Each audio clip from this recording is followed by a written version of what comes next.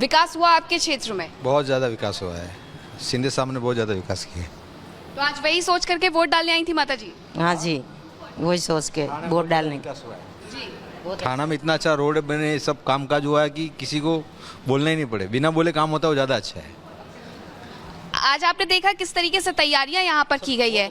बहुत अच्छे हैं। बहुत अच्छी है। बहुत अच्छा लगा आपको देख के? अच्छा है। चलिए कुछ और लोग हैं, उनसे भी हम बात करते हैं। वोट कर दिया आपने? बिल्कुल बिल्कुल बिल्कुल एक नंबर। आ भी रहे हैं कि वोट कर दिया है।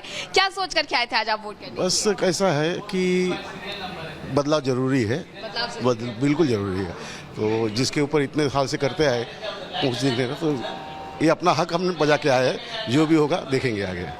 देखिए यहाँ पर जो लोग हैं वो साफ तौर पर कह रहे हैं कि बदलाव जरूरी है और इसी बदलाव के लिए, इसी विकास के लिए लोग यहाँ पर वोट कर रहे हैं। और यहाँ जो कतार है सुचरिता, वो देखिए इस बूथ पर किस तरीके से एक लंबी कतार लगी हुई है और ये सब लोग अपनी बारी का इंतजार कर रहे हैं कि इनकी बारी आए और उसके बाद ये मतदान करें। दादा, मतदान करने के लिए लाइन में लग गए हैं, बहुत देर से आए हैं क्या?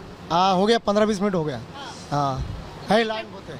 लाइन बहुत हाँ, लोगों की होने वाली है और गर्दी बहुत होने वाली है। और होने वाली है। हाँ, कल्याण में लोग बड़ी संख्या में निकल करके आ रहे हैं, मैं देख रही हूँ सुबह से लगे हुए हैं लाइनों में। इसकी वजह क्या है? एक बार जरा जी, जैसा मीनाक्षी तस्वीर दिखा रही हैं, हम एक बार सीधे चलेंगे गुरसिमरन के पास। गुरसिमरन, आप लगातार जम्मू और कश्मीर में जहां वोटिंग हो रही है अलग अलग कॉन्स्टिट्यूएंसी से, वहां तस्वीर दिखाते आए हैं। बारामूला में वोटिंग है, जरा बताइए हमारे दर्शकों को कि इस वक्त वहां से क्या तस्वीर निकल कर आ रही है, क्योंकि एक तरह से जो हमला हुआ उसके बाद भी बहुत सी चिंताएं उठी थी, लेकिन इसके बीच वोटर निकल कर आ रहे हैं और वोट भी डाल रहे हैं। जी सुचारिता, इस वक्त हम जम्मू में मौजूद हैं और यहाँ देश में विस्थापित, अपने ही घरों में विस्थापित कश्मीरी पंडित और कश्मीरी माइग्रेंट समुदाय जो है वो वोट डालने के लिए पहुंचा है। जम्मू में बारामूला लोकसभा सीट के लिए ये लोग वोट डाल रहे हैं। आप देखिए बड़ी तादाद में महिलाएं और पुरुष जो हैं वो यहाँ पर पहुंचे हैं। सुबह से ही कतारें लगना शुरू हो गई थी। लोग चाहते हैं कि अपने मताधिकार का प्रयोग करें। इस बार पोल परसेंटेज जो है वो बहुत ज़्यादा बड़ी है। कुछ लोगों से बात भी करते हैं। सर, आपका नाम?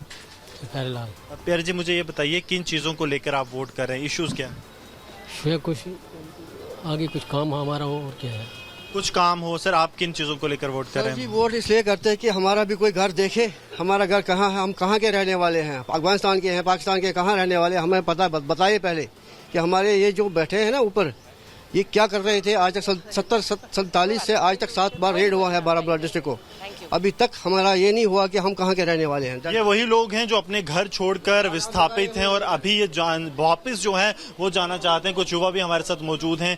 आपसे जानना चाहूंगा युवाओं की क्या अपेक्षाएं हैं, क्योंकि जो बड़े बुजुर्ग हैं वो घर वापस जाना चाहते हैं। उन्होंने 1990 का वो दशक भी देखा। युवा क्या चाहते हैं? हम चाहते हैं कि हमें जॉब अपॉर्चुनिटीज मिले और डेवलपमेंट ओवरऑल प्रोग्रेस हो।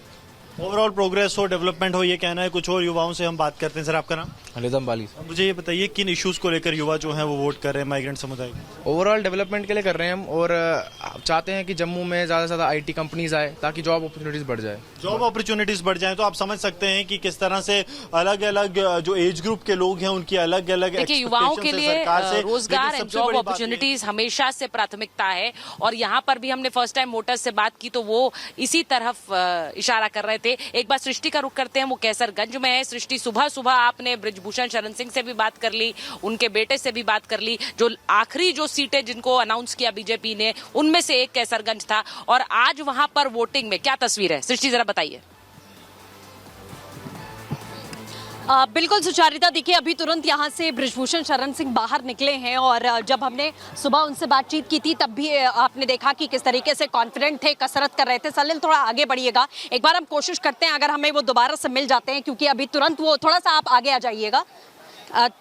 वोट कास्ट करके वो यहाँ से बाहर निकले हैं और उनका पूरा परिवार यहाँ से वोट कास्ट करके बाहर निकला है। लेकिन आपने देखा कि किस तरीके से कैसरगंज की जो सीट रही है वो बेहद महत्वपूर्ण रही है, क्योंकि यहाँ से नाम को लेकर बड़ा संशय था, राजनीति इस मामले पर हुई और आज बृजभूषण शरण सिंह ने बड़ा खुलासा ये किया कि कांग्रेस पार्टी के एक बड़े नेता ने उनसे फोन पर बातचीत की, उन्हें ऑफर भी किया था, अपनी पार्टी के जो दरवाजे हैं वो उनकी तरफ से खोले गए थे, लेकिन उन्होंने साफ कहा कि वो बीजेपी के ही साथ हैं और अपने पुत्र के ही साथ साथ हैं। तो तस्वीरें इस वक्त हम आपको दिखा रहे हैं, आप देख सकते हैं कि भीड़ यहाँ पर लगातार जुटी हुई है और बृजभूषण शरण सिंह अपना वोट कास्ट करके यहाँ से बाहर निकले हैं। हम एक बार कोशिश भी करते हैं कि हम दोबारा से उनसे बातचीत कर पाएँ कि आखिरकार उन्होंने अपना वोट कास्ट किया है। आप तस्वीरें लगातार देख पा रहे हैं, बृजभूषण शरण सिंह जी यहाँ पर मौजूद हैं। तमाम जो लोग हैं वो यहाँ पर इस समय जुटे हुए हैं। एक बार उनसे हम लाइव है इस समय बातचीत भी करेंगे। सर, आपने अपना मतदान कर दिया है, सुबह बातचीत हुई तब आप कसरत कर रहे थे, अभी आप मतदान करने पहुंचे, कितनी उत्सुकता है और आपकी तरफ से क्या लग रहा है कि क्या होने वाला है?